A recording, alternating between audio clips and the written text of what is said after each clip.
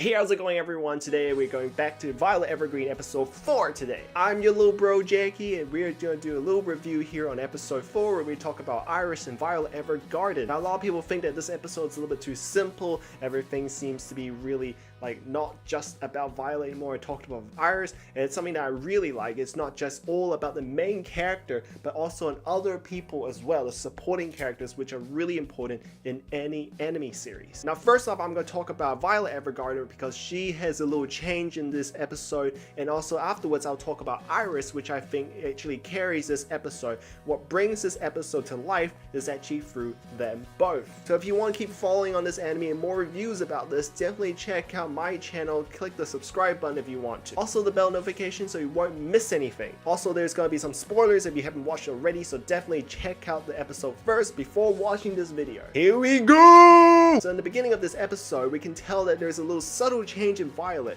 and we can see it through in this scene where they're walking down the staircase in the company.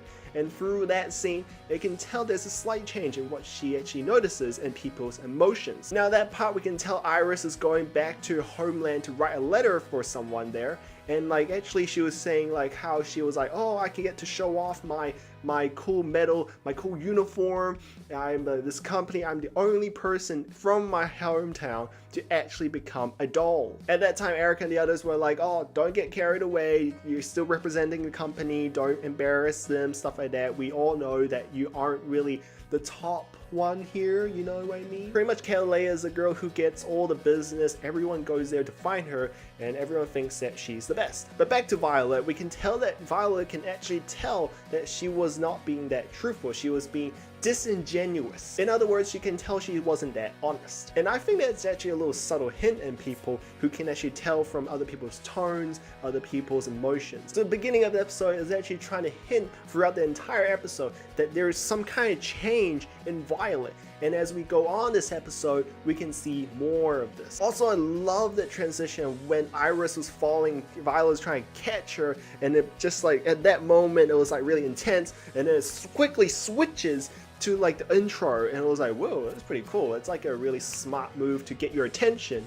into the whole intro, you know? It just builds you up, and oh, what's gonna happen next? Good job on the director actually captivating the audience in this way. And that's actually what I like about this anime, because they can actually turn something that's really mundane, something that's really boring, into something that's really interesting. And we can tell that this is actually really beautiful, the way they did it. And in the train scene, we can already tell they were trying to hint on how boring this whole countryside of this anime is, but also revealing how beautiful the countryside can get. And this is what they were trying to express. You know how hard it is just to turn something that's really boring into something that's really exciting, really exotic, really interesting for people to watch and make them happy and just excited. You know what I mean? You did a really good job. Moving on to the next scene. So they just got back to Iris's hometown, the countryside, and there's this one part that actually indicate a big change. And it was so big, they had to make it so epic. And it was a change that Violet did, is that she wasn't saluting, instead she was bowing. I don't know about you, but bowing down is actually a really big thing in Japan. You see people bow down all the time. It's not like a handshake or a little wave like hello there, it's a bow. And what in that anime did was it changed from a salute that she always do in other episodes into a bow. It's really subtle, it's really small, it can get overlooked a lot, but I think this is a really big indication that she is changing. And it was really funny how they make the scene so epic that there's wind blowing around. It's like a huge gust of wind just blowing up. Kind of feel like if there was a right at the bottom of the scene just blowing at her. And that's not it. There's actually more. So in this scene, there's this little girl-to-girl talk here, and Iris was telling her about her problems, of how she got rejected, and she wasn't happy at that time that that guy Eamon Snow came along to the party, and that's why she was really angry. Iris said something called "I love you" to that guy. And that's what caught her interest, and what actually triggered some emotion in her. And I think that's why she was actually willing to actually even write a letter in the middle of the night for Iris. Come on, I mean, who would wake up to do a job and in the middle of the night. So at that time, Iris wanted her to write a letter for her parents and everyone to apologize for what she did in the party, and also to apologize to her parents. And writing that letter actually got through to her parents, and I think I know why it got through to her. The reason why her letters were more effective this time was because she was actually being more direct. Before I talk about Violet writing a letter to Iris's parents about apologizing, I like to talk about more on Iris, so that way I can combine this and actually make my point. So stay tuned, because actually this is a really good morale in this episode. Okay, moving back to the scene when they just got off the train, you can tell Iris just stepped on a puddle, and it wasn't really a happy feeling. Of course, we all hate stepping on puddles, making our shoe dirty. I mean, come on, if I hit my Nikes in the puddle, I'll be very sad. But that wasn't just that. It was more on the fact that she got back to town and she was like, oh, now I'm back here again. I have to talk to my parents about like everything. I kind of have to lie my way through again, because I've been telling my parents that I'm a star there.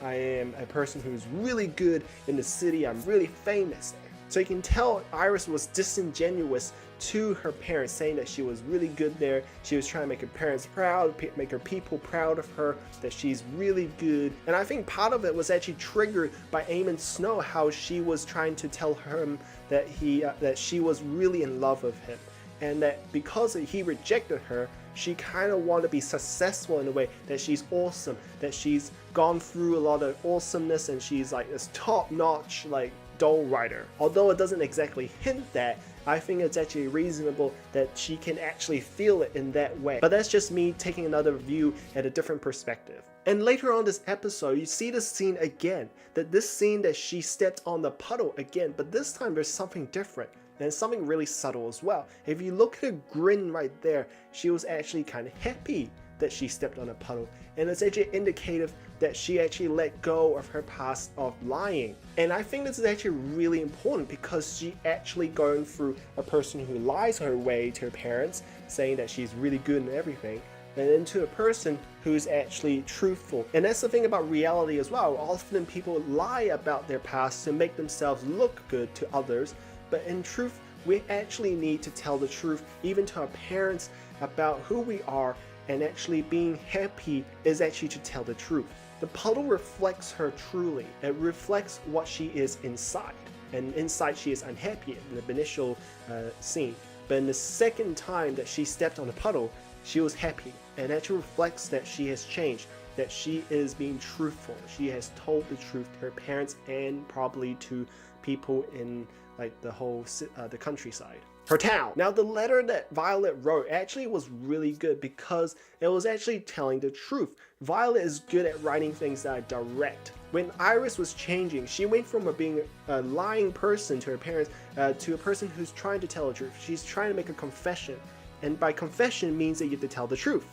Truth is direct. So that actually complemented Violet in her own writing style, being direct. That's why I think Violet made a really good letter, something that actually told the truth to others and actually made everyone really happy. I think that's how good, what her advantage is in being very truthful. I think this is actually a good episode in disguise, and what I mean by that is a really simple concept, but often overlooked a lot. Like nobody could probably think, oh, okay, she told a secret, blah blah blah, it's done. But nobody actually saw like the puddle, the meaning behind the puddle, I mean, and it's just something that's really important and also just really subtle that makes this episode good. So I hope you guys enjoyed this video. I definitely did, and myself, I really liked this episode. And next Monday, I'll be making a behind the scenes video for you guys, so you can check out my whole new place and also what I do behind the scenes in video. Also, if you're new here, definitely check out my channel more to get more out of this anime, and also what other anime on Netflix or maybe TV shows that you want me to do that I can review on. If you have anything you want to tell, just say it to me right now, okay? Also, I'll be doing a little bit more shout outs in my new behind the scenes videos, so definitely check those out, okay? Anyways, my name is Jacky. I'll see you guys next time. Bye.